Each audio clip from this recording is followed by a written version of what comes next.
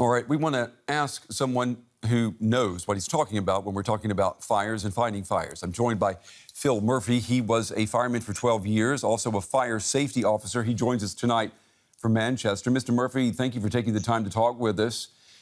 How do you explain what we saw in London yesterday? I think the panels that were wrapped around the building to give it environmental insulation, there's big question marks about those panels at the moment. They are essentially like a sandwich, two thin skins of alloy metal with a filling inside. And it seems that the filling inside was flammable. And that was known to the people who made the decision to go with that material. That's what we've heard since yesterday. So how do you explain then the decision to approve that material? Does it meet fire safety codes?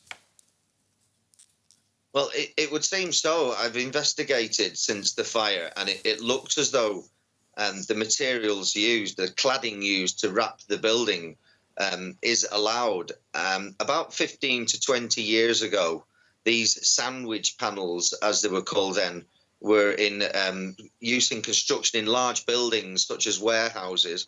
And it quickly became apparent then that they were a big problem. There were a spate of warehouse fires where the speed of the spread of the fire astonished the fire engineering community. And it wasn't long before they established that it was the insulating filling in the middle of the sandwich where the fire was spreading so quickly. Now, I'm surprised that a flammable filling is still allowed in a warehouse fire, but for it still to be permitted in residential premises where there's a high risk of a high loss of life is astonishing. It would seem that the minister responsible for housing about 6 or 7 years ago declined recommendations to update the building regulations, which would ensure that flammable panels were not used on residential accommodation. That update was never applied.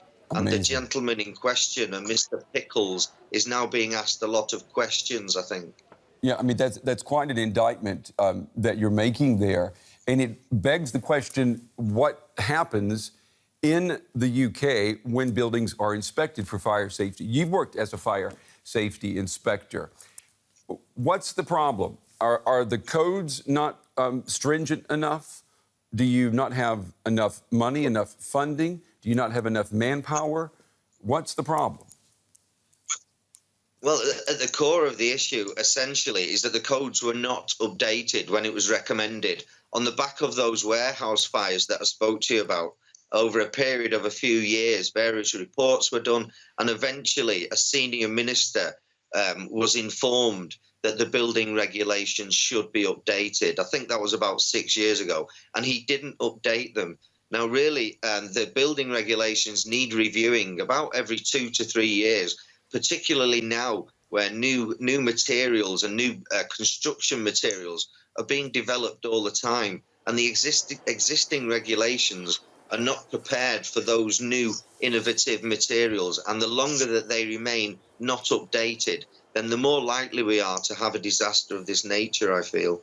You know, Mr. Murphy, we heard, too, from the survivors of the Grenfell Tower that they had complained numerous times to the building management about fire hazards and nothing was done. You work with the Residents Association in Manchester, if I'm not mistaken. When you hear residents with a complaint like that, do the building managers there in Manchester, do they take it seriously? Is something done? Or does that get ignored because many times the people complaining are poor people? Well, I mean, the machinations of governance and investigations and inquiries take a long, long time.